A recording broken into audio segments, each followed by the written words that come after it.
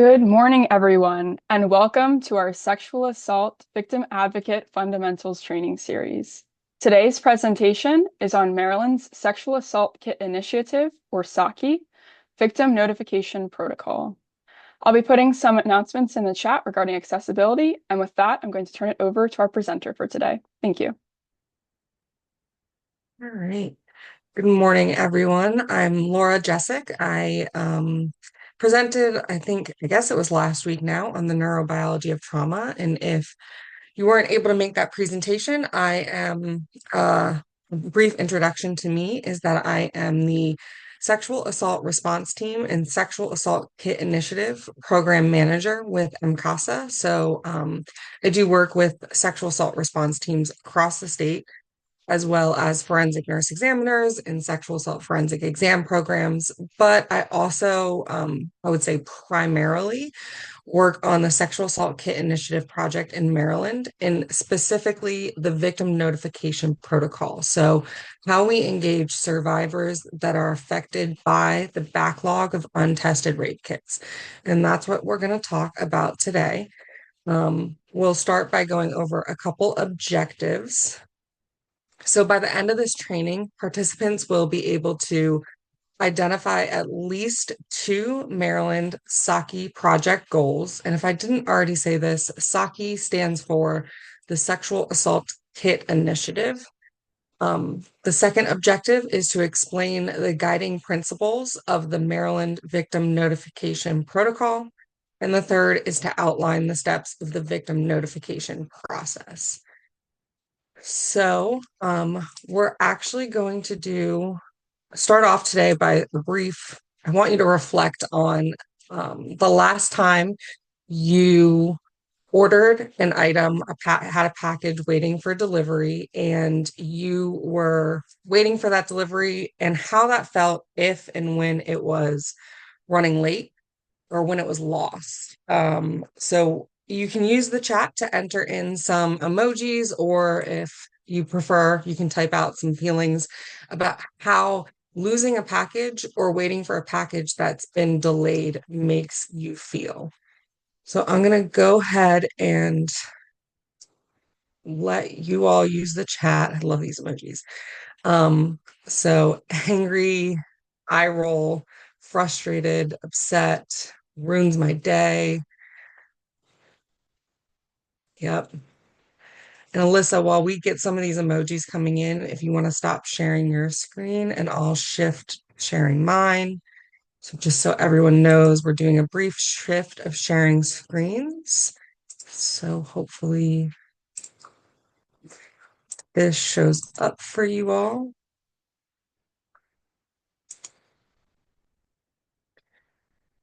So Alyssa, are you seeing my screen? Yes. Okay, so perfect. Yeah, I'm seeing a bunch of emojis that I'm loving. Angry faces, hands covering the eyes, swearing, face melting, frustrated. And I particularly find it frustrating. I don't know if anyone else has experienced this yet, but they now have apps to track your package. So you don't just have to go to like USPS or whatever. So if it's you're tracking your package, and sometimes you can see it take a long route to get to wherever to get to you. In particular, I know I'm part of Book of the Month, and every time I order a book of the month, it starts in Pennsylvania, and then it goes to like Illinois, and then it goes back to Pennsylvania, and then it eventually reaches me. And it's the most frustrating process to follow, and knowing that my package is delayed. So, the point of this exercise is to keep in mind that today we're talking about sexual assault evidence kits. And while it may be not ideal to compare a rape kit to a package you're waiting to be delivered, but I want you to keep in mind that the rape kit is something that was taken from the victim, the survivor of sexual assault, and there is an expectation that it's going to move through a process so it can be tested for DNA. And what we're talking about here is these kits that were collected, packaged up, sealed, sent to the correct law enforcement agency, and then sat for decades. So we are working on, I believe, our oldest case right now is from 1998 or 1988 or 1987. So these are survivors that, quote unquote, lost their package for decades, never had answers, never received any information about their kit, and now they're finally seeking those answers. So that's what we're talking about today. I will start off by saying that this presentation was funded by the Sexual Assault Kit Initiative grant, which is awarded by the Bureau of Justice Assistance. Um, this grant is awarded to the Maryland Governor's Office of Crime Prevention and Policy, and then MCASA is a sub-awardee. And MCASA's role in this project is to address victim notification and victim engagement. Now, before we dive into what that looks like, we're going to talk about BJA's general overview of the Sexual Assault Kit Initiative on a national level. So these are the goals of the SAKI project nationally. So the ultimate goal that we're talking about is to address the growing number of unsubmitted and untested sexual assault evidence kits, or SAKEs, or rape kits. There is a difference between an unsubmitted and an untested sexual assault evidence kit. So I guess I'll define both of them and then explain what we're looking at in Maryland. So an unsubmitted rape kit is a kit that was never sent to a crime lab for testing. So whatever reason it was collected, law enforcement took possession of that kit and then never tested it for any DNA evidence. In contrast, an untested kit is a kit that was sent to a crime lab, but a crime lab is so inundated with, I guess, kits, other crime evidence, that they're not able to reach to test that kit. So they haven't been able to get to it. In Maryland, our backlog is entirely an unsubmitted kit backlog, meaning that for all of the kits that we have untested, they were never sent to the crime lab, and they were not tested because law enforcement, for one reason or another, deemed them not needing to be tested. So what we're looking at through the Maryland SAKI project is getting all of those kits tested that are eligible for testing. The second goal of the SAKI project is to prevent a future backlog from occurring. So the whole point isn't to test a backlog and then be stuck with another backlog. So the purpose is to, while we're testing our backlog, to continue testing current cases and current kits, and then improving our policy in Maryland to make sure we don't accrue another backlog. And there's been some changes that have been made in Maryland to make sure we don't get another backlog, which is excellent. And we'll talk about some of that today as well. So funding can be used for a couple of categories. We have an inventory, tracking, and testing category. So obviously, if we're working to eliminate a backlog, we want to test those kits. We also want to track them, essentially like you would track a package you're waiting for. And we also have to have an inventory. So we have to know what our backlog looks like. Funding can also address investigations and prosecution, victim services, and engagement. So the key here that I want to note is that under this funding, you can't just check a box. You can't send 1,000 kits for testing and then check a box and say, okay, we've tested the kits. There are requirements to do victim notification. So if you get SAKI money, then you have to also do victim engagement or victim notification. Also, we want to do investigations. We don't want to just check that box and say, okay, it's tested. We want to make sure that we're holding offenders accountable, even if it's decades after the assault. There are a couple areas of expansion for SAKI. The first is VICAP, or the Violent Criminal Apprehension Program. So the Violent Criminal Apprehension Program is essentially a national database of assaults in the offender, I guess I would say MO. The offender's modus operandi. So you can enter in information like, let's say somewhere in Maryland, there's an offender who has a very particular tattoo. Maybe it's a snake on their left arm. And they also tend to wear like a red beanie that they pull over their head as to wear as like a mask. So those are two things that can be entered into VICAP, and then we can see if any other law enforcement agencies in Maryland or across the country have crimes being committed by someone with those same criteria. So that tattoo and that red beanie being worn as a mask. So it can be very helpful. We can also expand to lawfully owed DNA and storage. Lawfully owed DNA is DNA that offenders, convicted offenders, owe to, I guess, the government to put into a database of DNA. So this is typically done as part of a sentence. So if somebody is sentenced, convicted and sentenced for a violent crime, sometimes they will incorporate a requirement that they provide a DNA sample to be entered into CODIS, or the Combined DNA Index System. And then once it's in CODIS, it becomes possible to match them with any other crimes they've committed, whether historically or upon release after they've finished their sentence. Then the last expansion is storage. Storage is probably going to be pretty critical here in Maryland soon. It wasn't until, I believe, like 2017, 2018, prior that we had a set time frame for storing rape kits. Prior to that, all agencies could destroy kits at any rate they saw fit. So we saw some agencies destroying rape kits a year after it was collected.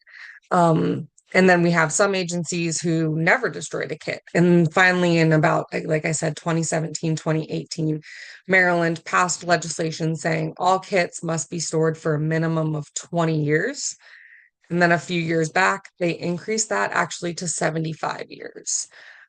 So eventually we are going to have to look at, as a state, our storage, because 75 years is a long time. And unfortunately, sexual assaults are continuing to happen. So we have to make sure we can store those adequately for 75 years. So what are we looking at in Maryland for our Maryland specific SAKI project? Well, a sexual assault evidence kit policy and funding committee led the efforts in 2018 to apply for this federal funding to address the backlog. When we received the funding, the first step we had to do was conduct an inventory of our SAKI site. Because we are a statewide site, we had to conduct an inventory of the entire state. So what are we looking at with our untested kits? So I'm going to ask Alyssa to pull up a poll, and I want you guys to think about how many untested kits you think Maryland had when we conducted this inventory. So for reference, the question is how many untested or partially tested kits collected before May 1st, 2018 were found in Maryland. The first option is 3,500. The second is 5,600. The third is 7,500, and the last is 9,400. And we'll give it a couple seconds to see everyone's responses.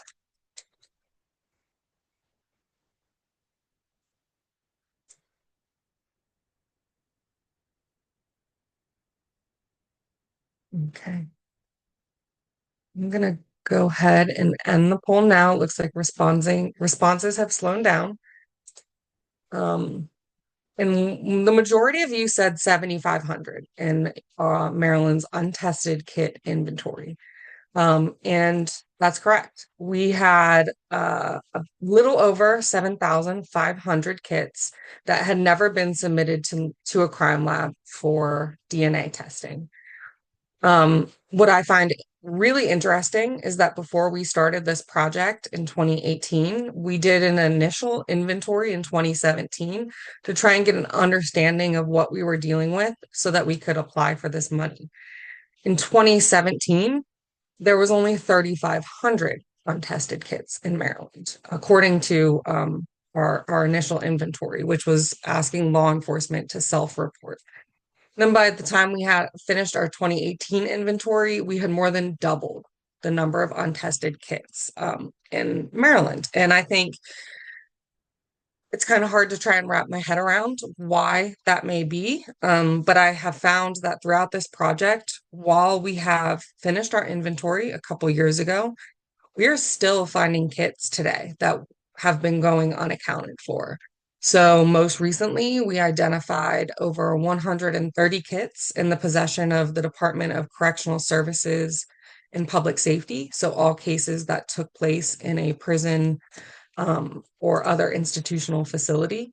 We found several law enforcement agencies that you previously didn't know they had kits. We had agencies find rooms of kits in their possession that they were unaware of. So this inventory at 7,500 could continue to grow. Or hopefully it'll stay steady and we've identified all the kits in Maryland's possession that need to be tested. And I see there's a question from William in the chat about when it comes to rape kits, what determines some rape kits to be more important than others? Personally, and I think from MCASA's perspective, there is every rape kit is important. Every kit that is collected belongs to a survivor. It is part of a survivor's body, truly. They're having pieces of their body swabbed, documented, and stored. And so in Maryland, what I'm gonna present this slide first, and then I'm gonna touch on what Maryland has done to try and make sure all rape kits are treated the same. And then I'll answer Tony's question as well. So in Maryland, our project is focused obviously on inventory, testing, and tracking, investigation, and prosecution. What's excellent is the Office of the Attorney General has hired investigators to support law enforcement agencies on this project. Because as you can imagine, our law enforcement agencies are dealing with current cases coming in now, and then they have hundreds in some scenarios of these historical cases. So again, to make sure we're not creating a new backlog and we're addressing both current and historical cases, we've hired these investigators, and that has been very helpful in this project. We also offer training to law enforcement advocates involved or working with survivors and other providers as well in the project. And lastly, we focus on victim services and notification through MCASA. So going back to William's question about what makes one rape kit more important than another. Again, from our viewpoint, they're all important, and they should all be tested. Historically, law enforcement had full discretion of when a kit was tested or not, and that's essentially what landed us here. And I want to be clear, I'm not trying to bash law enforcement. I know it can sound that way in this presentation, but I'm also not going to sanitize the situation that we're dealing with in this project or the way kits have been essentially treated in the past. So historically, law enforcement had full discretion on testing kits. So this meant oftentimes one of the reasons law enforcement wouldn't test a kit is because the suspect said it was consensual sex. So as soon as consensual was said, the investigation is not focused on is DNA present, because the suspect did not deny that their DNA would be present. They actually said, you're probably going to find it. The investigation focused on whether or not it was a consensual activity. So oftentimes they wouldn't test those kits because they felt there was no question of DNA being present. There was no need to test the kit. So we see a lot of cases in those scenarios. We also see a lot of cases, unfortunately, where survivors weren't believed for various reasons.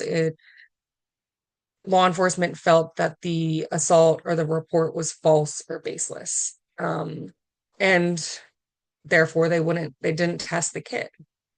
So that's how kits were treated historically in the past. Maryland state legislature, recognized this issue and said, moving forward, all kits are being tested in Maryland. So law enforcement should be testing all kits unless one of four exemptions is made.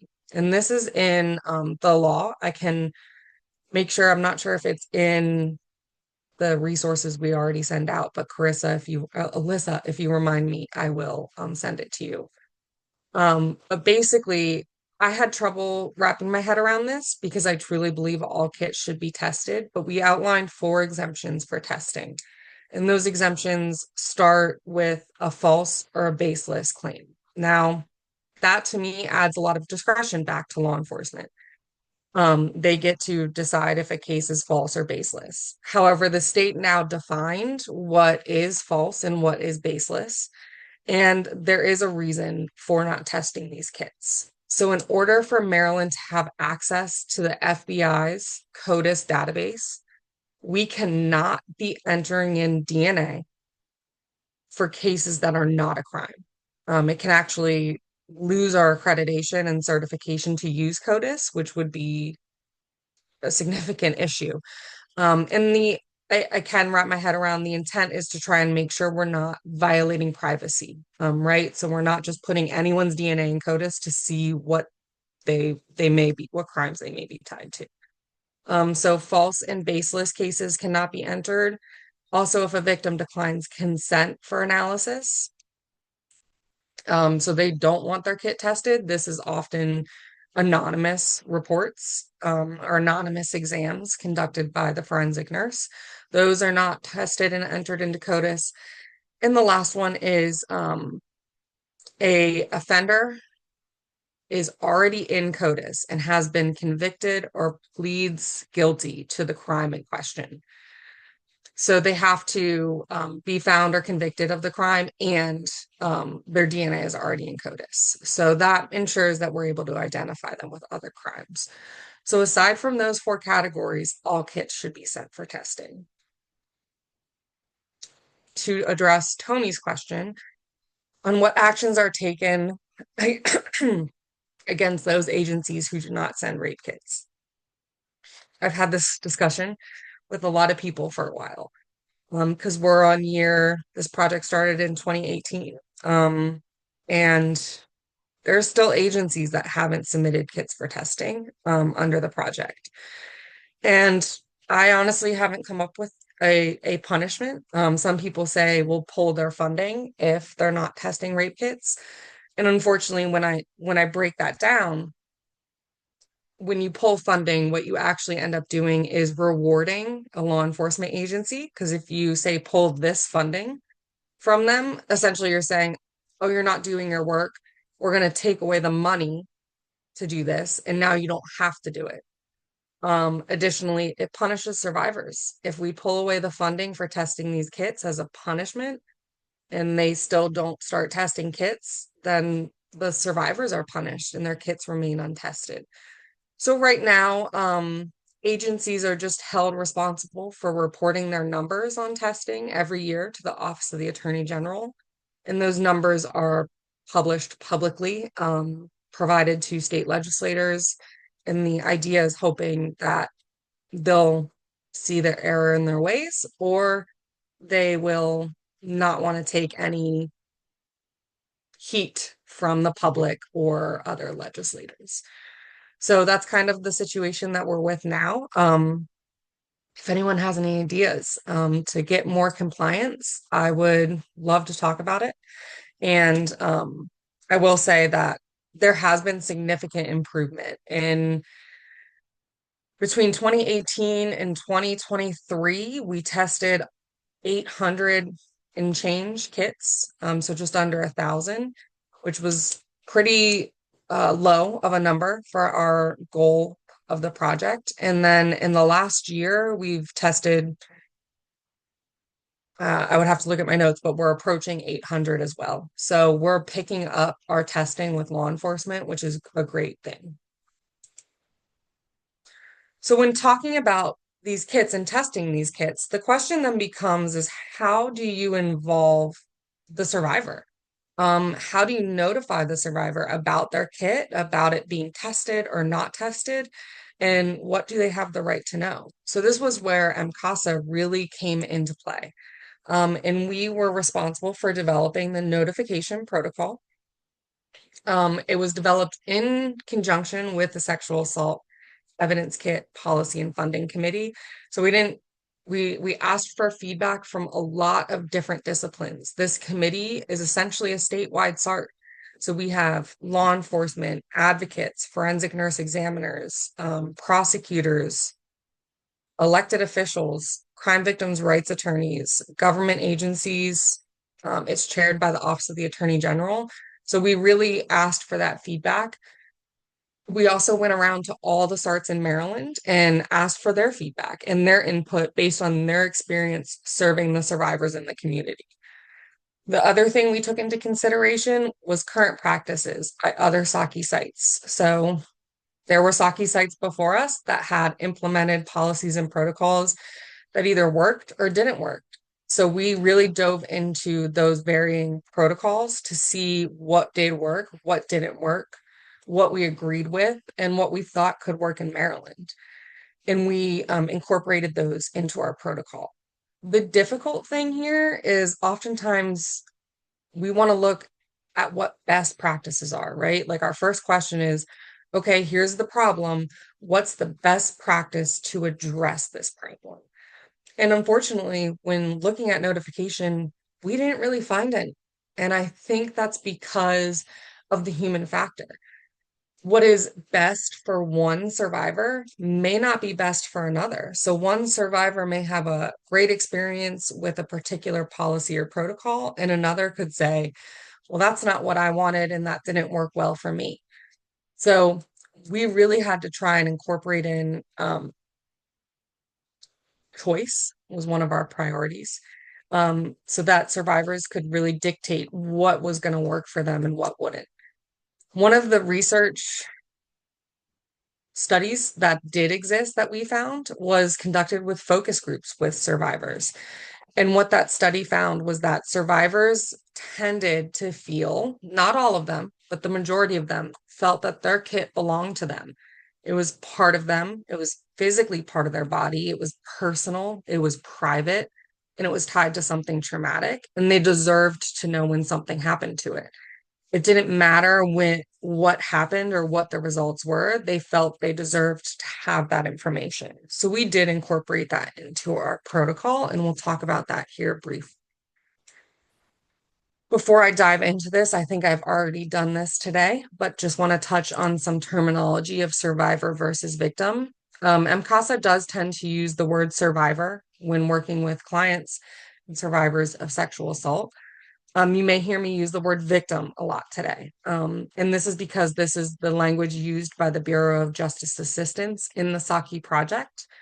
I believe it's used because in many ways, these survivors are still moving through the criminal justice system. They are still moving through the process of having their kit tested, getting results, seeing if there's any prosecution. That being said, many individuals may still identify as survivors or victims, regardless of their tie to the criminal justice system. So we do recommend working with an individual to use the language they're most comfortable with, and that they identify with. You'll probably hear me use both words interchangeably today. So when looking at developing our victim notification protocol, we founded it on two guiding principles, and you should all probably be very familiar with these principles. And the first is before we dive into the guiding principles, we asked ourselves several questions to identify our goal of victim notification protocol. So the first thing we wanted to look at was, what do we mean by victim notification? To me, the word notification in and of itself, honestly, just means a little red bubble on my apps on my screen. That's a notification. I click it, I open the unread email, or I see, oh, hey, your package has been delivered today. That's a notification. But what we wanted to make sure we weren't doing is making this a one-time event that was setting up a survivor to feel maybe re-traumatized and not helping them navigate that re-traumatization. So for us, notification in this sense is not a one-time event. It's all about ongoing communication, providing referrals to services, and doing follow-up calls with them, really being an advocate and a support for this person. And we also really wanted to recognize that the notification issue is both legal and psychological. I think, given the context of this project, it's easy to fall within a criminal justice perspective and think that notification surrounds the criminal justice system. This is their DNA? Who does it belong to? Is the person going to be prosecuted? We really think oftentimes in this criminal justice sense when there's much more to that. There's a psychological impact. So it can cause trauma to resurface and re-traumatization. It can reactivate those traumatic memories. And it can also have a long-term impact on survivors' well-being. We want it to be a positive impact. So how do we make it something that is positive for survivors? And again, we go back to making sure it's not a one-time event when doing this. So those were the first few questions that we wanted to ask ourselves and incorporate into the protocol. The next are the two guiding principles we used. They're hopefully common for you all. If not, if you're unfamiliar with them, we'll discuss. The first was being victim-centered. Victim-centered really just is all about focusing the process on the victim's choice, safety, and well-being. So in this sense, in the role of the SAKI project, we're revisiting something. Like I said, it could be back to the 80s, it could be 2015, but these are cases that are decades old or just a couple years old. Regardless, the survivor's choice is paramount on how they want to engage. If they want to receive information, if they want to talk to law enforcement, if they want to see prosecution, these are all choices that we need to empower each survivor to make and then focus on. And it really should be everyone's concern. So it shouldn't just be the concern of the victim advocate at the table, but our law enforcement personnel, prosecutors should all be taking this into consideration. I think it's easy to see, again, thinking in that criminal justice sense. Say you have a 2002 case, the kit went untested, and then all of a sudden, we test it today, and there's a hit, and we've identified a serial rapist. It can be very easy to jump into this excitement of, oh, we have a serial rapist, let's pursue prosecution, let's move forward, we need to hold this person accountable. But being victim-centered means backtracking or slowing down, whichever way you want to look at it, and talking to the victim. Because the 2002 case, that victim may not be ready to or ever interested in jumping back into the criminal justice process and seeing prosecution. So it's about slowing down and talking with that victim and providing choice. Because victims have the right to engage and they have the right not to engage.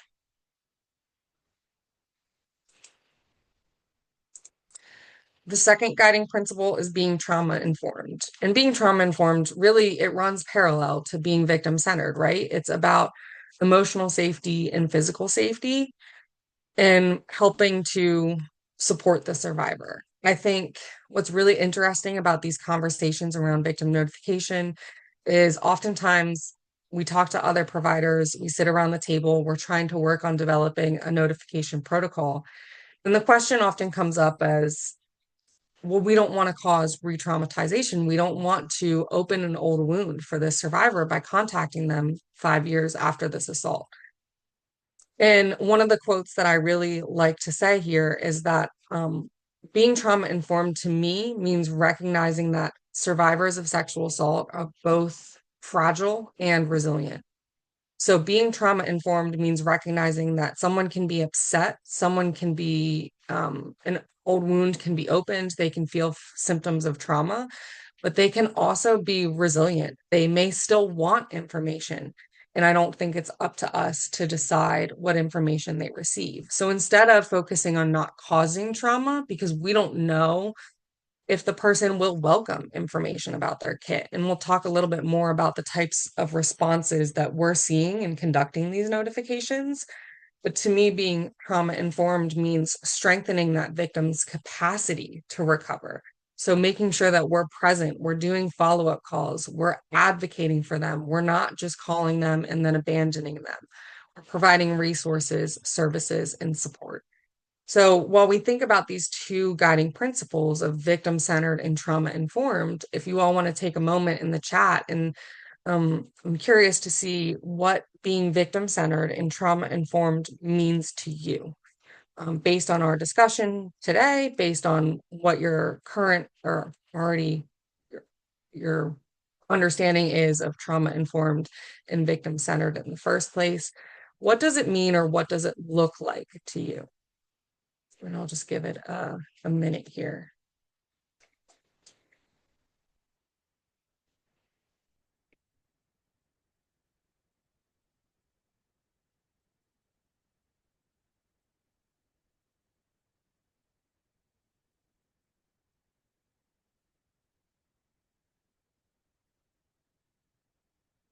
Raymond says empowering the victim.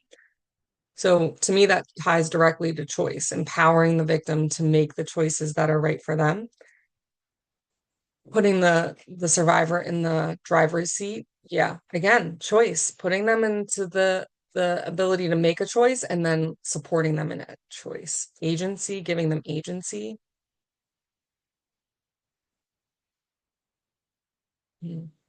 I also see Tracy saying victim-centered is focused on the needs of the victim. So reading them, their needs, ensuring their choice is heard, recognizing past trauma, including the victim in making a decision whether or not to go forward, etc. So these are all great. And I'm not going to give away the answer to a future poll, but I am going to go back to some of these answers here in a couple slides. They're excellent, nonlinear and compassionate. These are all things that we can consider when being victim-centered and trauma-informed. I like this, that let the victim make their own choice or their own decision, but in the same time, let them know we are by their side and are going to support them unconditionally. Yeah, these are all ways we can incorporate being victim-centered and trauma-informed when working with survivors affected by this backlog and working with a survivor that calls today and was assaulted recently. These are all things that we can do. And they're very important. So we'll talk a little bit about how we do that with our victim notification protocol here. So when looking at choice, I just gave some of the information away, but we decided to approach this in two different ways. So we didn't want to conduct notification in one way. We wanted to make sure that there were different avenues survivors, victims could take to receive information about their kit. So the first is active notification. So this active notification is us as advocates or practitioners or service providers in any way contacting survivors directly. This means that we're essentially cold calling survivors. We're contacting them to let them know there's new information about their previously untested kit.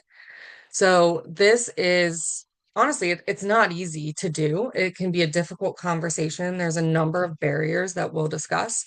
But it is an avenue that we use in the victim notification protocol.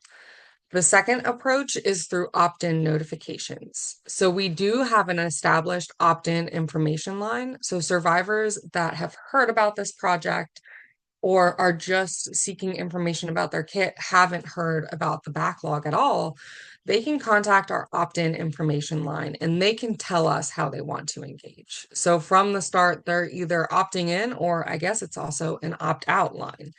So somebody could contact us and say, I heard about this project. I was assaulted in 2010. I don't know what happened to my kit, and I don't want to know. Like, I don't want to be contacted. So we will document that request and we will ensure that that survivor is not contacted about their kit In contrast, a survivor can contact us and say, I was assaulted in 2010. I never found out what happened to my kit, and I need to know. This is part of my healing journey, and I would like your support in navigating this to receive information about my kit. And this is when we touch base on all of their contact references. So we don't just take their name down and a phone number and leave it at that. We go over every possible detail you could think of about contact preferences. Do they prefer phone, text, email, snail mail letter, carrier pigeon, whatever do they prefer for being contacted? We go over the type, the method of contact. We go over the day and time of contact. Some survivors have no preferences. Others set aside a specific time. They'll tell us between 1 and 2 during the week, and maybe that's a lunch hour they have at work. And they want to make sure they're contacted during lunch, not while they're sitting at their desk and not expecting a phone call. Some survivors give evening time frames. So maybe they're not at work or whatever the reasoning is. We don't need to get into that, but they outline the time of day if they have any preferences. They also have the ability to say who they want to contact them. So they can say, I want law enforcement to contact me. I'm okay with talking to law enforcement directly. And that's fine. We'll notify law enforcement of that. Or they might say, I would like an advocate to contact me with this information. I'm not in a place right now where I can talk to law enforcement. And again, we document all of that. So opting in really puts the survivor in the driver's seat from the start. I want to be clear that that conversation about contact preferences also happens on the active notification side. It's just that the initial call, the initial contact is not the survivor contacting us, but us as practitioners contacting the survivor. So again, it's just how we get to that discussion of preferences for contact is basically the difference between these two types of notification. Once we make that notification and connect with the survivor, the process is the same. And I do want to note, I think it's a good point that Chantrell said how survivors, victims are not always all female. They may be male, gender fluid, non-binary. So that's something to keep in mind with our language today. And if I did often say her today, I apologize. I do want to recognize there are male survivors, non-binary survivors, and we do see that in our SAKI project. Our kits, do not just belong to female or female identifying survivors. We see survivors of all races, genders, ethnicities, ages. We have probably over 2,000 cases right now, and ages range from 0 years old to into their 80s. So we see survivors that are affected, impacted by this backlog across all demographics. So when thinking about notifications, we've discussed kind of the guiding principles, trauma-informed and victim-centered. And then we've also discussed that we offer survivors both opt-in options, and then we have an active notification process. So if a survivor hasn't opted in, somebody will reach out to them directly. My question for you all is, when thinking about this process, thinking about 7,500 untested, unsubmitted kits with law enforcement agencies in Maryland, at what point in the process, from the point of identifying the kit is part of this backlog to testing results are determined, received, and we're deciding if victim notification, and we're deciding if prosecution will take place, at what point should a survivor be contacted? So on your screen, we're saying, when's the best time to conduct notifications? This is a poll. So the first option is before we test any historical kit. So we found the kit in our possession. Before we do anything with it, do we need to contact that survivor? Are we talking about once testing is complete? So once we have a result and we know what that result is, do we then reach out? Do we only contact them if an offender is identified? Only if a prosecution is happening, or case by case? So I see some people responding. I'm going to give it a couple seconds here.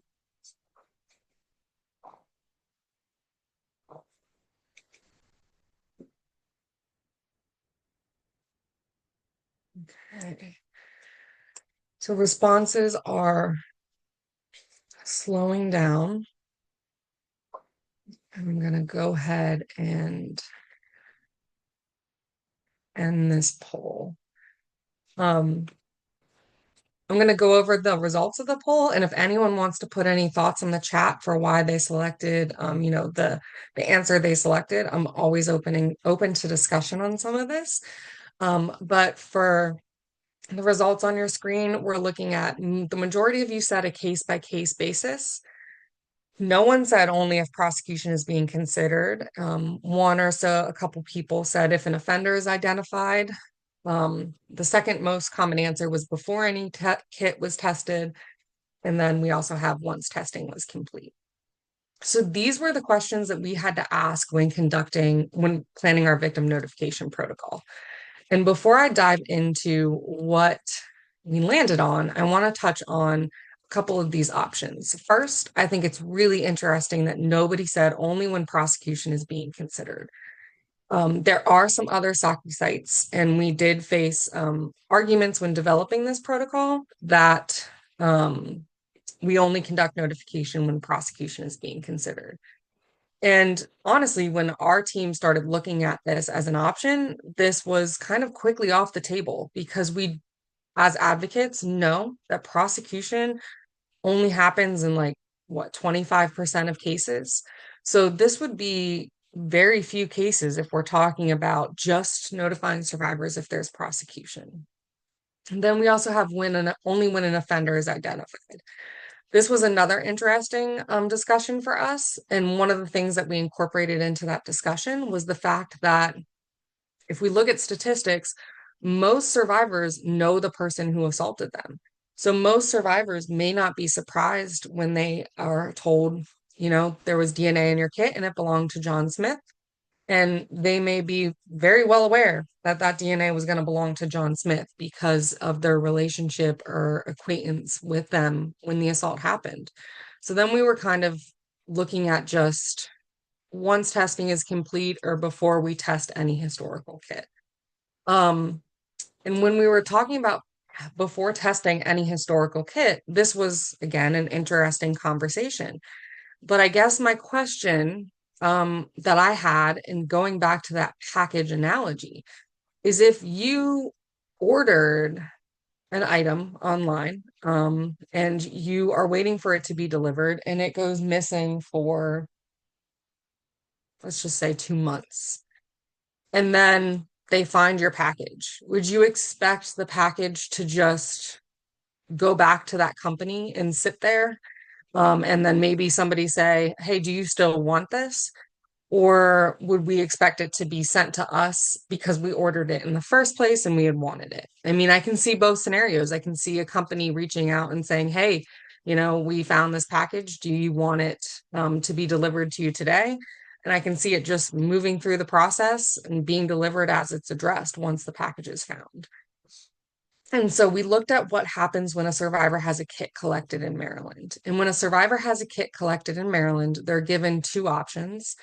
Well, they're given three options, but they're given the option to have a medical only exam, so no evidence is collected. And then the other two options is to have evidence collected and either report the assault to police or not report the assault to police and be anonymous.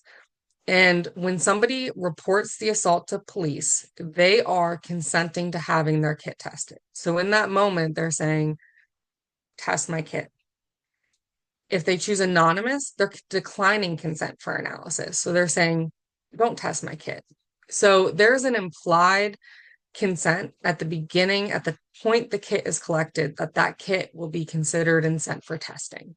And so when we were thinking about this project, we decided that we did not want to go back to the survivor and put the system's mistake on them and ask them to decide what to do. In our view, and again, I'm happy to hear other people's view, but in our view, the system failed by not testing that kit in the first place. The least we can do is test the kit now, do what was supposed to be done then, and fulfill that obligation that was had to the survivor. And instead of having the survivor have to sit down and weigh how they want to proceed today, which could be a very difficult decision. Now, I don't want to not to skip over the case by case option entirely because there is some case by case scenarios in our victim notification protocol. But generally speaking, we as a state opted to submit all kits for testing once they were identified. I guess I could put some of this up on the screen. Um, Submit all kits for testing once they were identified, and when the results are available, conduct victim notification. And we took a notify all approach. So we decided we weren't going to base our notification on an offender being identified, a prosecution taking place, or any other circumstances. We decided that we will contact every survivor and let them choose what information they want, if any.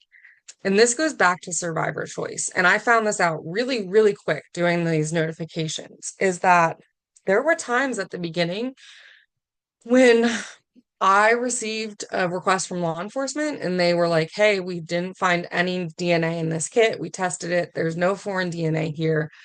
Can you please notify the survivor?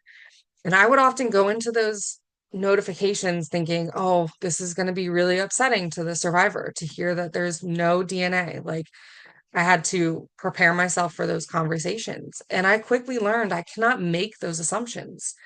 For some survivors, hearing that there was no DNA was actually a really good, positive thing for them.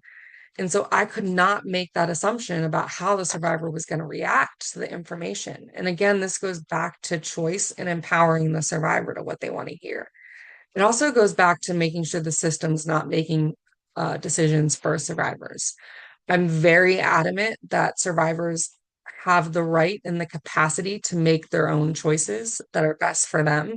And we can't sit around a table and say we will be deciding what is best for the survivor without ever consulting them. So, again, we took this notification approach of once testing is complete, we'll reach out to the survivors, regardless of what the results are. There are case by case scenarios that we often weigh. So sometimes we've received a number of cases where the survivor has passed.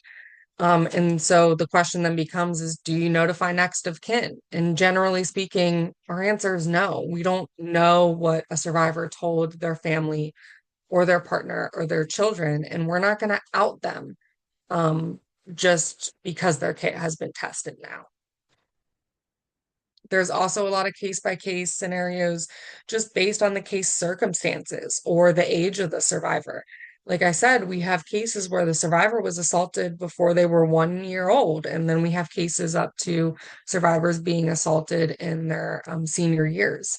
So we have significant age ranges, all that need to be considered. So we work to try and get as much information about the case as we can up front to make sure we're handling notification appropriately. Now that I said our policy is to do notifications um, once testing is complete. There are some scenarios where notification has to take place on the front end. And there's one scenario is the first on your screen, the first bullet point under this category is a waiver was signed. So historically, law enforcement would oftentimes present survivors with waivers of investigation. In these circumstances of presenting these waivers, could be really sketchy. Not always. Sometimes they may be legitimate, but there were some sketchy circumstances, and waivers of investigation are now prohibited in Maryland. But what essentially would happen is a survivor may report an assault, and then either they requested the investigation stop for one reason or another. Maybe they were just traumatized, they needed to process and go through therapy. So they said, I need to really stop with this investigation. Or maybe in some cases, survivors weren't believed. So law enforcement presented them with this idea of a waiver. And essentially, the waiver would be signed saying the survivor was requesting an investigation stop. They would never come forward again about the assault, and they would not hold law enforcement liable for not investigating their case.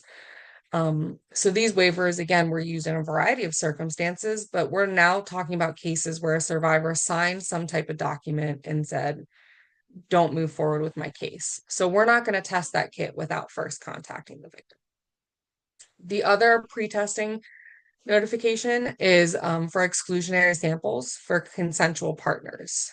This process has shifted a bit in Maryland, but essentially, when you test a kit, I think television gives us a very like it's a fast process and it's easy and it's simple, and that's not the case. But one of the things that our labs have to do is, we test a kit. If somebody had consensual sexual activity within a couple days, 2 weeks of the assault, it's possible any DNA that's obtained could belong to a consensual partner, or you could obtain multiple DNA profiles. So you could obtain two, one's for a consensual partner and one's for a suspect. And the purpose or the need to obtain consensual partners information is so that we can rule out consensual partner DNA, because we want to make sure we're not putting in a consensual partner's DNA into CODIS. So when this project started, we did pre-testing notification, and we were contacting survivors, and we'd say, your kit's been identified as untested, and we would like to move forward with testing it now. But in order to do so, we need to know if you had any consensual partners within 2 weeks of the assault, and if so, who were they? Um, this was not, I'll be clear, this is not something that MCASA was fond of doing, but we understood that there was a need, right? We have to make sure we're not violating consensual partners. But the responses we got were pretty emotional in this scenario. A lot of people felt immediately, well, I was never believed because nobody asked me this when I had the kit collected. Why didn't somebody ask me then? We also saw a lot of people say, I don't remember. And then as a result, they were feeling ashamed that they couldn't remember.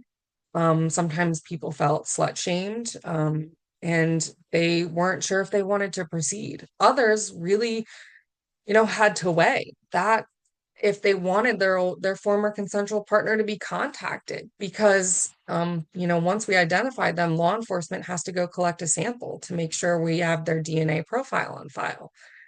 And for some people that's an ex or a one night stand, or somebody that they don't want to be contacted all these years later, may have not even been somebody they disclosed the assault to in the first place. So we saw a lot of people in that scenario kind of say thanks, but no say thanks.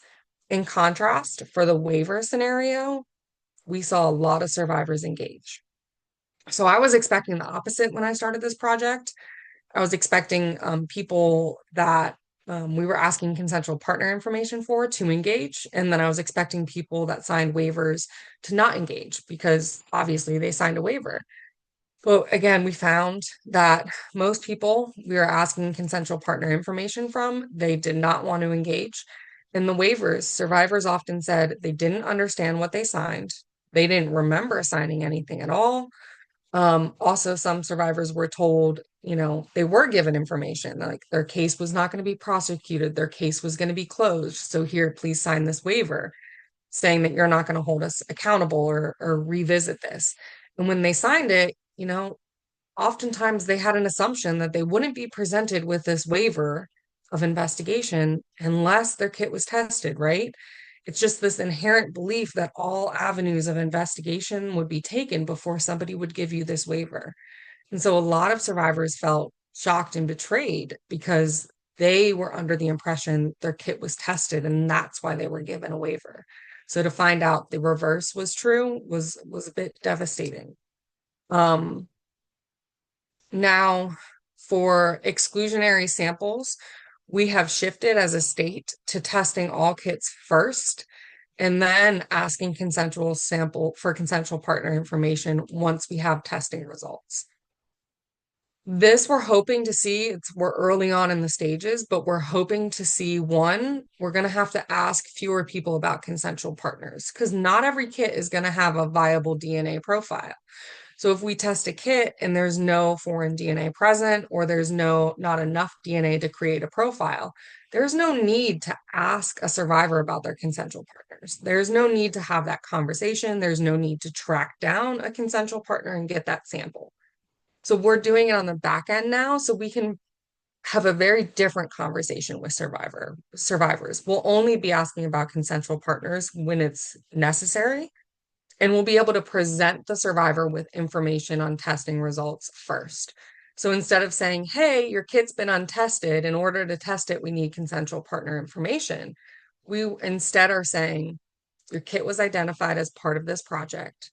We've tested it. There is foreign DNA that may belong to the offender, but in order to determine that, we need to ask you if you've had any consensual partners. And that's a very different conversation, right?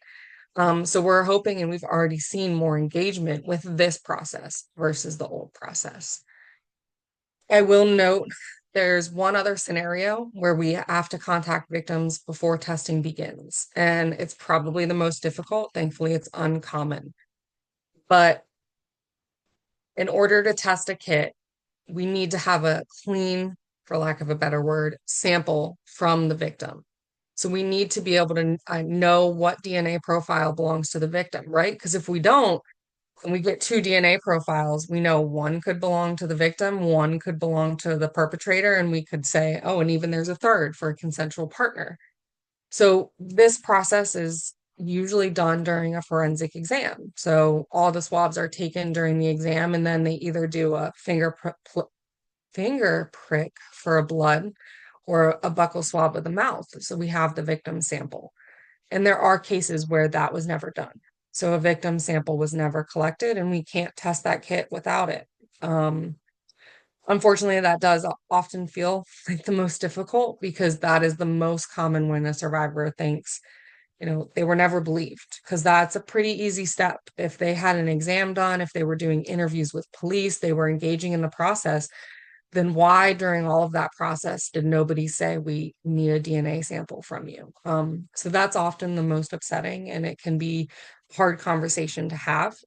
But we thankfully see those cases few and far between. And Chantrell, I'm not ignoring your question in the chat about notification when a kit is not tested. I'll touch on that later on in the presentation. And I'm trying to be mindful of time, so um, the next question is we had to address. So again, we've addressed kind of the when and the how of the victim notification. The next question we asked ourselves is who will conduct notification? So the poll on your screen is, who do you think should be conducting victim notifications? The first option is victim advocate, the second, law enforcement, the third, attorney, then we have nurse and other. So we will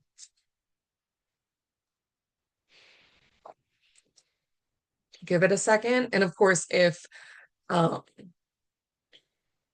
if you all want to add in thoughts on why you chose the option that you chose, please feel free to do that in the chat. Like I said, I'm open to discussion.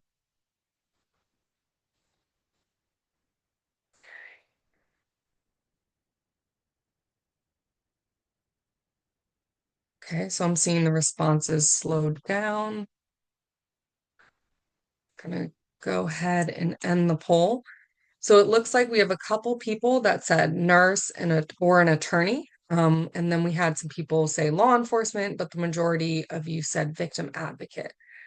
So again, please feel free to put some of that in the chat. I'll try and touch on why we chose the option that we chose, so you can get an understanding of why, we didn't necessarily choose some professionals. So really what we ended up landing on is a team approach, because really a team of people has the answers to the questions, right? An MCASA SAKI advocate, a victim advocate from a rape crisis center, we're great at providing support to the survivors, providing crisis intervention, referring them to services and resources. But if they have questions about their case or what the testing results mean, we're not the person for that. I get testing results for notification all the time, and I have no idea what it means. I've navigated a lot of it working on this project for the last, I don't know, 5 or 6 years.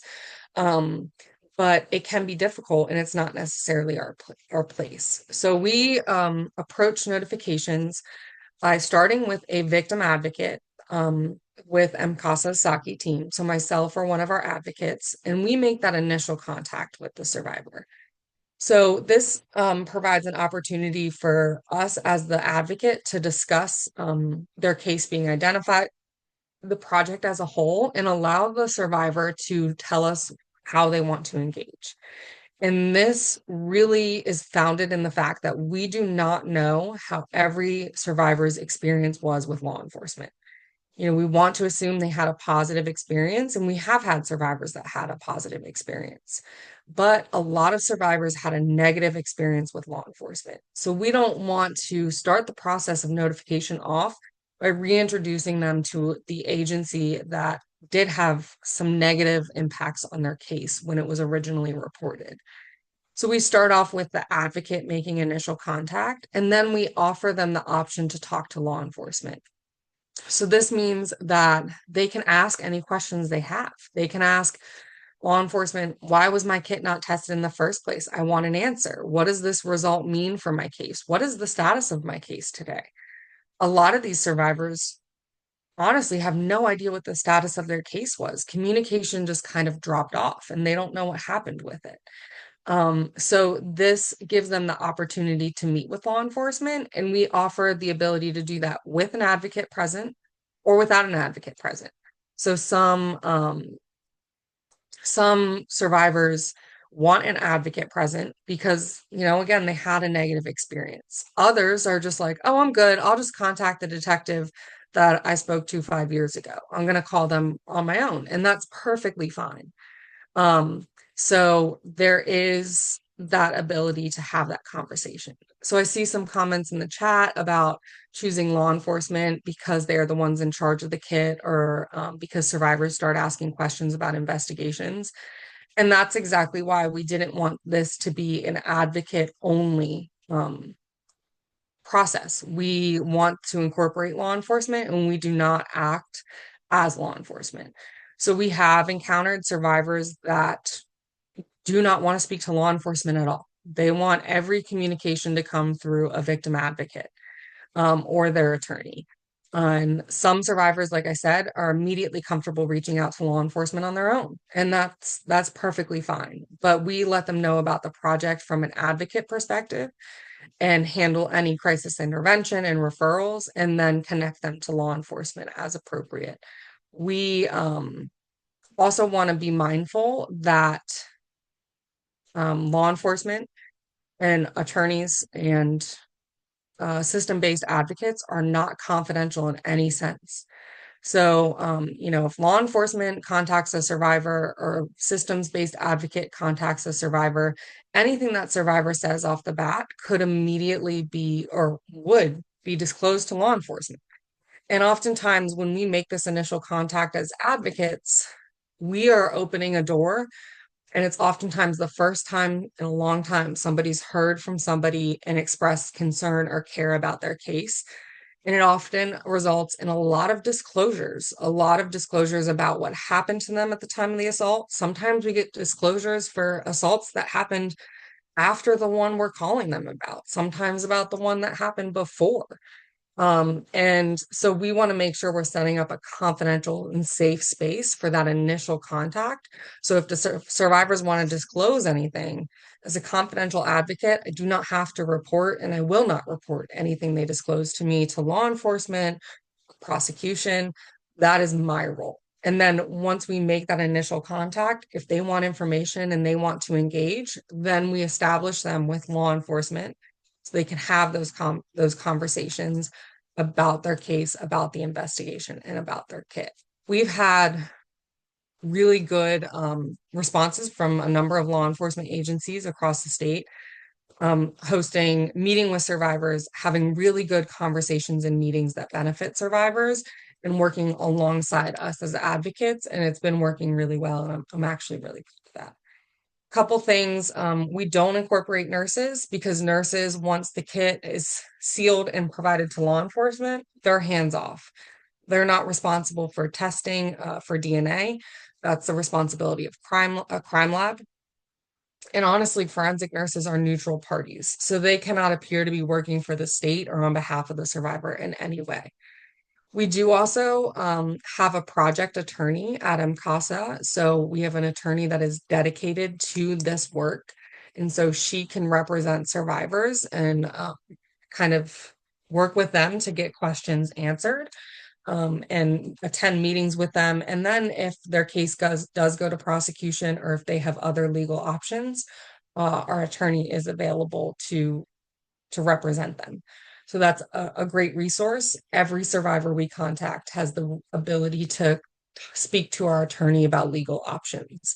So for some survivors, unfortunately, what we hear is this may be a 10-year-old case, but when we contact them, they're still they're either in maybe have experienced another assault since then, or maybe that original assault was a partner and they're still in an intimate partner violence relationship and they want to discuss their options for things like a peace or protective order or safety planning. Those are all things that our attorney and our advocate can discuss. Can other advocates, like advocates from rape crisis centers, conduct these notifications? Yes, they can. There's nothing that says they can't. It would just require ongoing collaboration with MCASA. So if your agency is interested in doing this type of notification, that's an option, but that ongoing communication with us is required because we run that opt-in line, right? So we house all of the information about how survivors want to be contacted, when survivors want to be contacted, if they want to be contacted at all.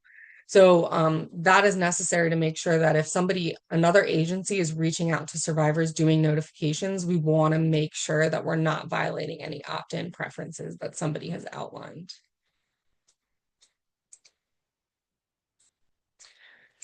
So I'm going to break down how notifications take place in a couple of steps. So our initial step is planning the notification.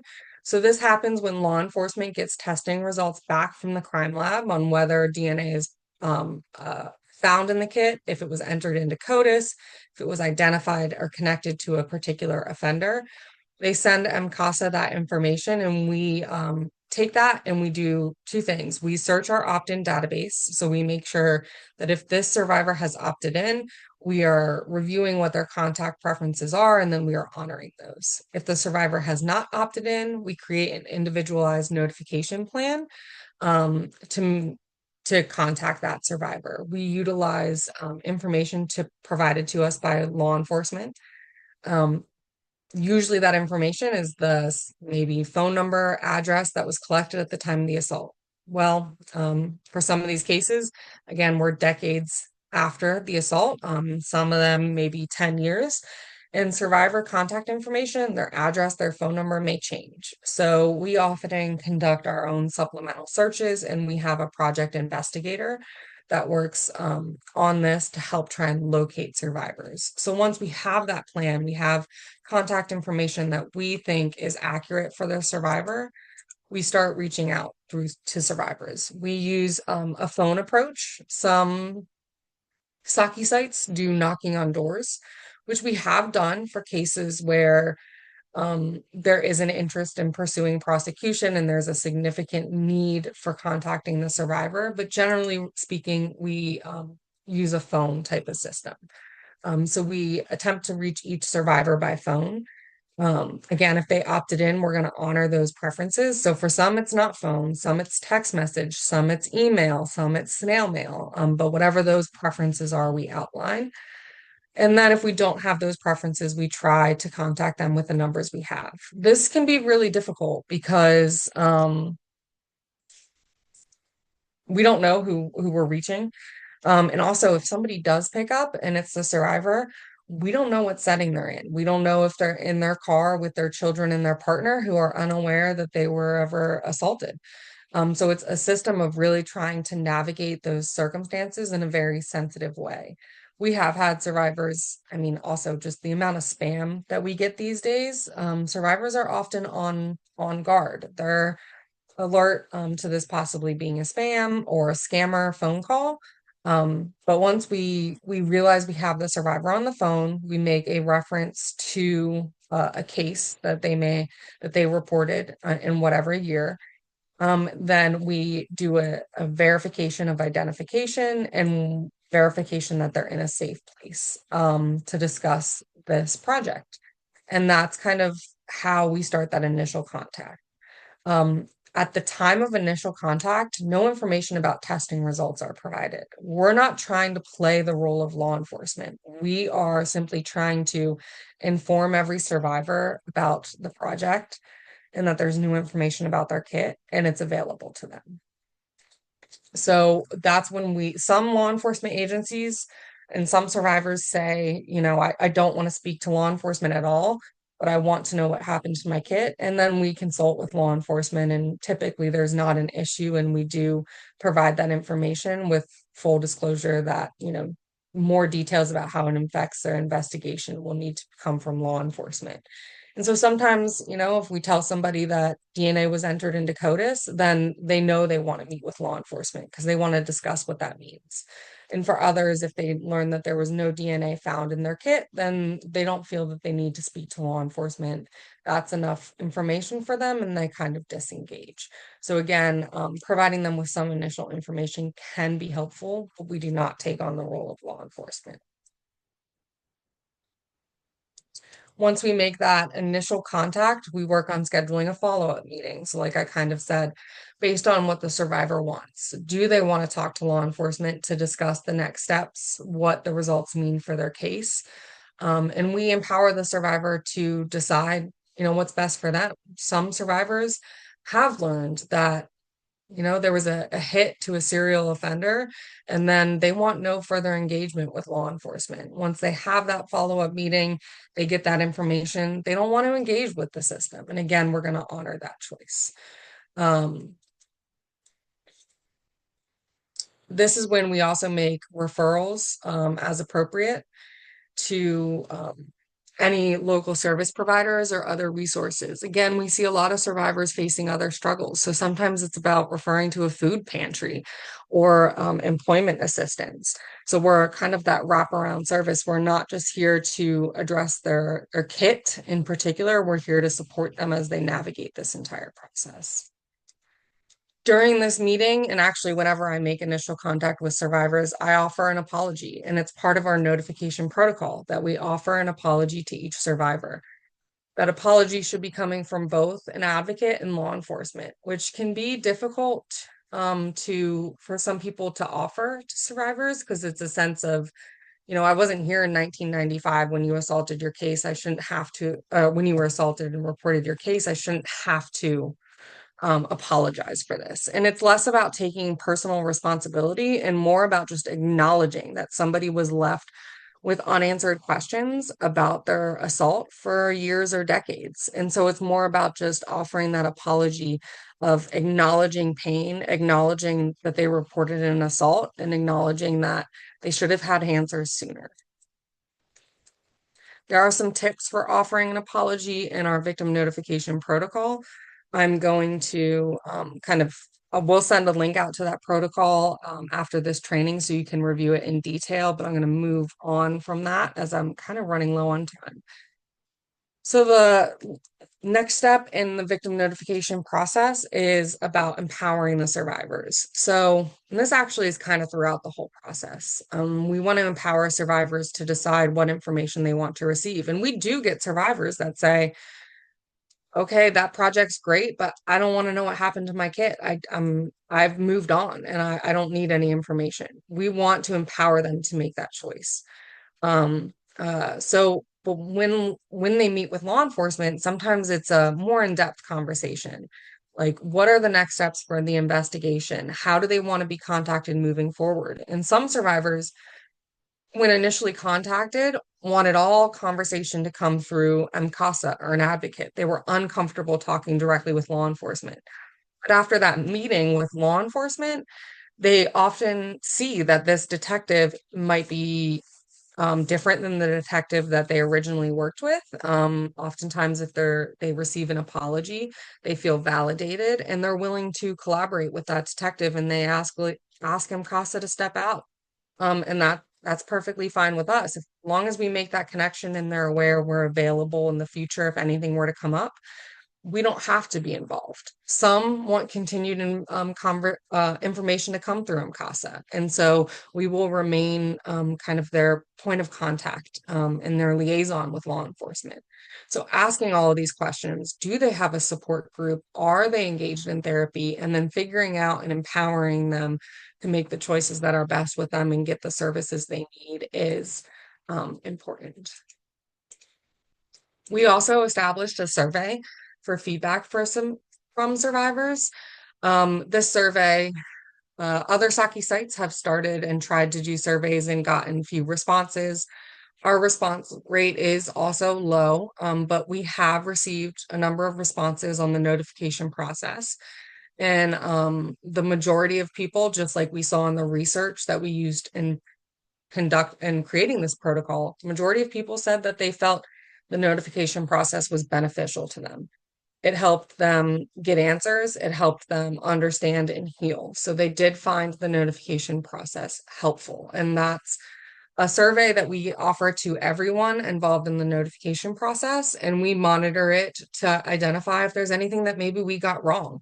If we start seeing survivors saying that, they didn't want to be contacted with unless there was DNA in their kit or an offender was identified, and we start to see those responses more and more, then we're going to have to adjust and reevaluate our protocol.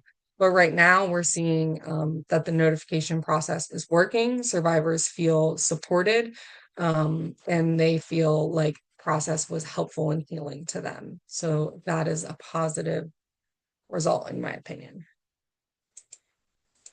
So there's a couple things you can do as advocates. You can work with your local sexual assault response team to collaborate on these cases, touch base on, what's the status of an untested inventory with your local law enforcement agencies? How are you testing your kits? If you're not testing your kits, what can they do? And how should are survivors being contacted or not? And sharing the protocols for this project, notification and testing wise, to help get the SART involved, and also ensuring that while MCASA advocates do kind of lead notification efforts, ensuring your rape crisis centers are prepared for possibly seeing an increase in historical cases, survivors reaching out after years after their assault for therapy. So there's a couple new things under the SAKI project. The first is our impact map, which we will put a link to in the chat or in the follow-up email. So this is on our website. You can navigate to any first to a county and then law enforcement agencies within that county to see what their inventory is of untested kits and how many kits they've tested since under the SAKI project, since that inventory.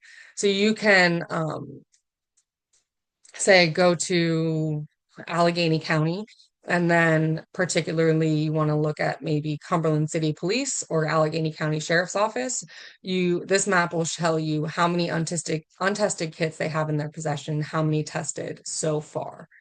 If you have any questions about that, you're welcome to reach out to me. If you're not sure what you're seeing or not seeing or why you're seeing something, I'm happy to explain. I will note that some of our agencies in Maryland have their own funding. So funding outside of the Sexual Assault Kit Initiative grant. So for example, Montgomery County, I think they've tested like 150 kits so far with SAKI. They're also testing with other funding. So their testing numbers are actually a lot higher and their inventory is a lot lower. But we can only report on the national project. There is a disclaimer on that. So I'm happy to answer any questions. There's also a kit tracking system in Maryland now. It launched about a year ago. And this kit tracking system means that every kit collected as of the launch date of May 28th, 2024, is entered into this system. Every kit has a barcode. So when a nurse collects it at the hospital, that barcode is scanned, it's entered into the system, and the survivor is given login information. So this goes back to that package analogy. Survivors can then log in to this online system and watch as their kit moves through the testing process. So they'll see when law enforcement picks up the kit from the hospital. Then they'll see when it makes it to a crime lab. Then they'll see when it's back to law enforcement for long-term storage. They'll also see if it doesn't go to a crime lab. So they'll see if law enforcement makes a decision not to test that kit. Or they're going to see it not go to a crime lab if they didn't consent for testing, if they had that anonymous kit collected. So they're able to watch that process on the system. Just like our notification process, once a kit is tested, results are not posted. So it'll say like testing is completed and it's back with law enforcement, but it won't provide a testing result. And that's, to prevent any type of panic from the survivor if, they see that somebody was identified and through CODIS that could create a sense of, maybe their safety being in jeopardy or create symptoms of trauma without somebody being on the phone for support. So there's not results posted in that tracking system, but there is contact information so they can contact law enforcement directly to get those results. And there's also the opt-in line information so they can contact an advocate if they would like. We have online for again what you can do to help. We have various social media posts so you can help us advertise the opt-in line through your agencies or personally to increase engagement from survivors and increase even just community awareness of the project. So I'm not sure a lot of survivors we contact are unaware that there was a backlog in the first place. And so making sure our communities are aware, and our service providers are aware to support them, and then offering that opt-in information so survivors can contact us and we can help them get information about their kit or make sure nobody contacts them in the future. Um, I'm going to end today's presentation. I think it's less than 5 minutes, so I'm going to jump into this. Alyssa, is that okay? Yep. If anyone needs to leave to go to another meeting, feel free to hop off and you can catch the last few minutes of the video in the follow-up email. Yes, and I apologize that I'm running against time, but I do want to take a moment to share this survivor story. It's Leah Forney's story. She identifies, previously as a victim and then a survivor and now a thriver today. She's actually was, I'm not going to tell her story because that's her to tell, but she reached out to MCASA years ago to help raise awareness. And now she's on our staff. I think you might be hearing her present tomorrow or later this week. So this is her story. She gave this presentation at a law enforcement training. I will note, I'm going to put on closed caption. The sound is very, very quiet, especially at the start of the video. So I'm going to turn my sound as far up as I can. For those of you, if you can't hear it, also you can turn your sound up if that's an option. Also, again, I'll try those closed captions. And I can't remember if I put my sound on when I shared my screen. So if anyone can't hear me, can't hear the video, please let me know. That she's had. So I'm going to hand it over to Leah. We will be monitoring the chat. So any questions you have for Leah, for her experience, or for us about the protocol, we will loop back to being mindful of time and being mindful of what types of questions are given to Leah. Good morning. So first, let me just say thank you to MCASA and Sally for this opportunity to share with you guys. As Laura mentioned, I am a thriver of sexual assault. I do not see myself as a victim or a survivor of sexual assault, but it was not always like that for me, right? And so for me, the day that my life changed drastically, or what I like to call a defining moment in my life, was January 27th, 2013, in the state of North Carolina. I was raped in my apartment by somebody I knew. And so, before I go into the details about that or give a brief synopsis about that, one of the things that I want to do is kind of dismantle some myths. And that is because when I have worked with law enforcement, a lot of the conversation was that I wasn't believed because I knew the person. And so, just statistically wise, I want somebody to hear this, that 9 out of 10 victims of rape are female. 55% of I'm seeing a lot of people can't hear. I'm gonna stop sharing and reshare my screen, making sure I optimize sound. Um, and I did optimize sound. Like I said, the audio is pretty low at first. So if you can turn up your computer sound, please do. And I'll have the closed caption. I think audio gets louder here in a minute or two. So I do apologize for this. at or near the victim's home. 8 out of 10 rapes occur by someone the victim knew. 39% of those rapes are committed by an acquaintance, and 33% of those rapes are committed by either a current or former spouse, boyfriend, and or girlfriend. Now, you're probably saying, why does that even matter, right? And that is because as a thriver of sexual assault, I fell into those statistics. And because I fell into those statistics, I felt that my case was mishandled because law enforcement did not believe that because I knew the person, had a casual dating life with that person, that they could not have raped me, right? And so, just a brief synopsis of my story. I met my perpetrator after living in the state of North Carolina for 2 years. We met at a car rental place. He was working at the car rental place at the time. I happened to be there because I was looking to rent a car due to my car breaking down, right? He was very charming. He was very sweet. We engaged in conversation. When I decided not to get the car rental, he offered to drive me home. Hence, he knew where I lived. He even offered to take me to dinner. Hence, he was charming, right? So after about 1 or 2 dates with this individual, I decided not to see him anymore. But he was always around. He was always around, and he would always randomly pop up in places where I was. It was almost as if he had a GPS on me, right? So January 27, 2013, he randomly calls me, right? When he randomly calls me on that specific day, I happen to be in a very emotional state because I just got off the phone after receiving a phone call of a loved one passing. So when he calls me that day, I'm already an emotional wreck. He offers to come over and console me.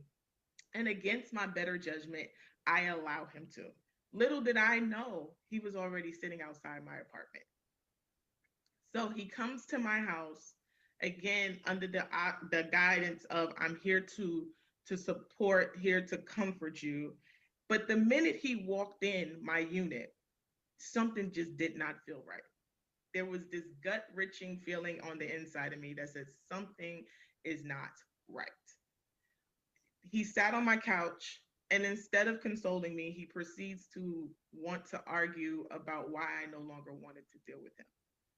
I asked him to leave, and as he pretended to leave, he immediately grabs me and proceeds to rape me right there in my apartment. Now you can imagine, and that's just a brief synopsis of what happened on that day. You can only imagine the emotional turmoil, the physical turmoil, the upset, the fear that I was in that moment in time in my life. And because of that, I really wanted to share just that synopsis so you can understand how difficult this is when you're encountering a victim or a survivor or a thriver of sexual assault.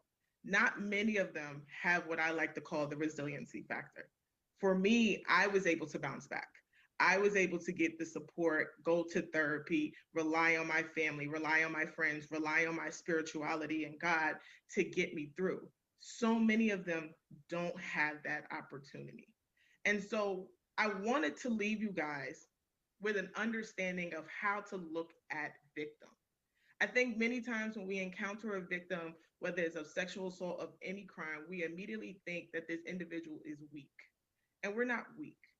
We may be in a weakened state because emotionally are trying to process all that we feel and all that is coming to us, but we really want to be empowered. We really want to make the right decision for us in order to get through what it is that we're facing.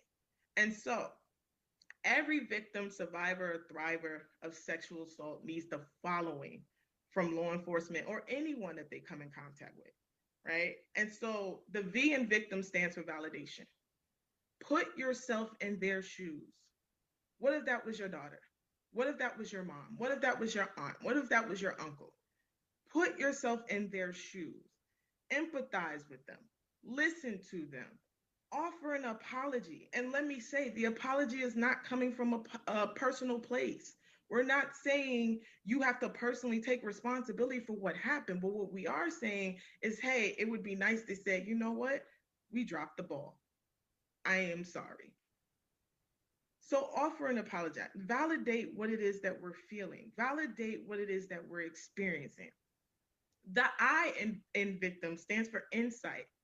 Don't be afraid to provide them with resources and information about the process from beginning to end. One of the things I wish the state of North Carolina did was give me insight.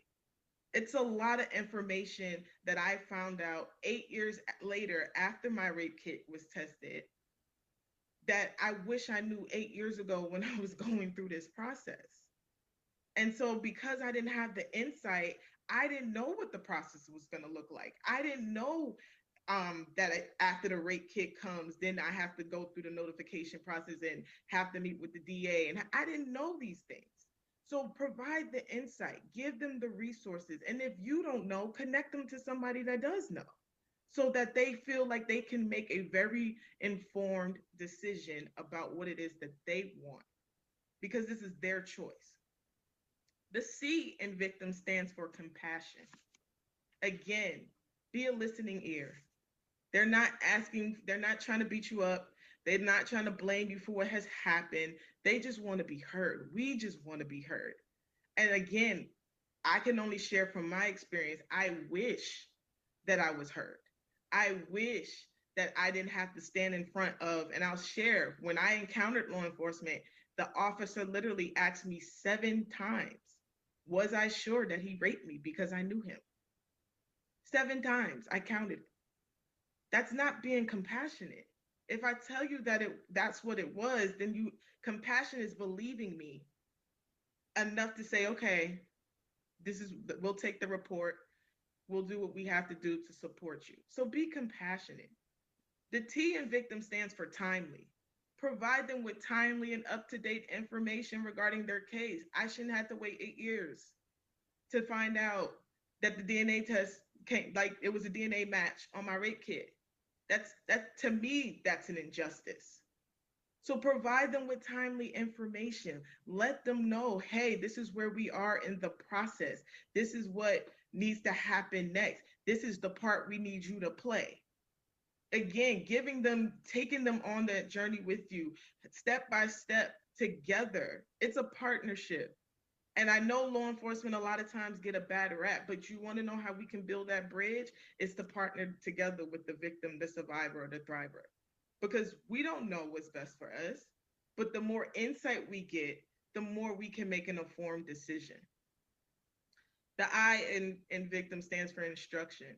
Again, be willing to guide them through this process. Be willing to hold their hand as they make a decision. And let me tell you, the decision is very hard to make. And it's not you wake up the next day and boom, I want to go ahead and prosecute. No, it's very hard to make. And so give that space. Be willing to be as patient as they need you to be during this process. Ask them, how can I support you in making this decision? Because again, it is not that easy to make. As someone who just had to make that decision again 8 years later for my rape kit, it wasn't easy. I went back and forth with my support system. I went back and forth in my mind. I prayed about it. I talked to my therapist about it. I did all these things to process just to make the decision. So again, be willing to guide them, be willing to hold their hand, be willing to support them in making that decision. And then the M in victim stands for mindfulness. Always keep in mind that you are encountering somebody's child, somebody's friend, somebody's colleague, somebody's sibling, somebody's parent. So practice mindfulness. Again, we want to work with law enforcement because we don't understand this process. but it's very hard to do when we encounter law enforcement to be cold or don't believe us. I'll tell you, I got raped on a Sunday. I didn't report it till a Tuesday. And it's because of my fear that nobody was going to believe me. It was because of my shame of this. I allowed this to happen because I let him in my house. So unless you have experienced it for yourself, you're not going to understand how difficult this really is. And so, in closing, I just really want you guys to begin to think of the word victim in a different way. It's no longer the definition that we're used to. It really is providing practical steps that you can take when you're encountering any victim of a crime. Okay. And again, that is to validate, that is to give insight, that is to be compassionate, that is to provide timely information, give instruction, and of course, be mindful. And so, again, I thank you guys for allowing me to really be a part of this training. And I hope that you guys take this information with you, hearing it directly from a thriver of sexual assault, that this is what we need in order to work successfully together when dealing with sexual assault cases. So I just want to apologize for running over today. I don't know how I lost track of that time, but my contact information and MCASA as well as the SAKI opt-in line is up on your screen. If you have any questions, please feel free to reach out to me. I'm also gonna have, because I didn't put it on the slide, I should have. I'm gonna also have Alyssa include Leah's contact information. So if anyone has any questions for her about her experience and what she shared. She's very open and just a wonderful person. So she'll also be presenting later this week. So you'll get to meet her.